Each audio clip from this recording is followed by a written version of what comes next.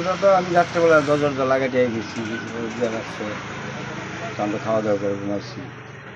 আর এরপর যে 3টা 3:30 বাজে, 4টা 10টার বাজে আমার বড় ভাই ফোন করছে,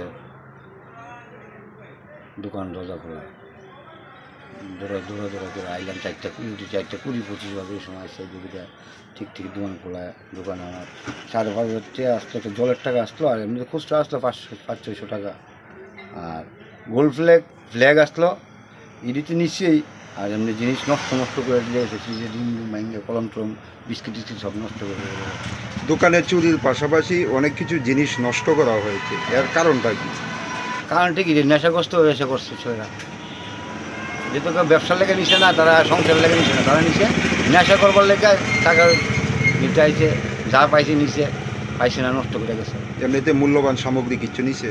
মূল্যবান সামগ্রী আমার আর কিছু নাই, দোকানে কলম টলম, বিস্কুট টিস্কুট এইটাই।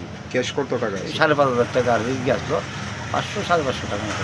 আচ্ছা, সন্দেহ করা হইতেছে যে এই ঘটনার সঙ্গে এলাকারই একটা ছেলে জড়িত, এই বিষয়টা অনেক কীভাবে দেখেন? এলাকার ছেলে জড়িত, এলাকারই তিনজন ছেলে, এলাকারই তিনজন আছে। 3জন ধরছি, তারা ধরেছে, তার পুলিশের কাছে দিছি। এখন নেশাগ্রস্ত লেগে এক বাড়িতে গেছি, তারা বাড়ির মহিলার কাছে নেশা পাইছি, নেশা পাইয়া ধরলাম। এটার লেগে আগে ঠিক করতে হবে। দোকানে চুরি, যে 3জন যে আপনারা আটক করছেন তারা কই আছে? তারা তো এখন প্রশাসন নিয়ে গেছে, থানাতে নিয়ে গেছে। পশ্চিম থানা। আপনার নামটা জানবো? বিষ্ণু দাস। এই জায়গাটার নাম কি? মহাবীর ক্লাব, দশমীঘাট। এই দোকানের মধ্যে কিভাবে প্রবেশ করছে? এই তো সিটকারি রডটা খুলেছে, সিটকারি খুলছে, কাদা দিয়েছিল।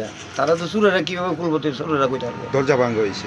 দরজা ভাঙা না, এমনি সিটকারি খুলে গেছে। তারা তো সিস্টেম জানা আছে, দেখি তারা করছে না, দেখি করতে পারলো নিলে।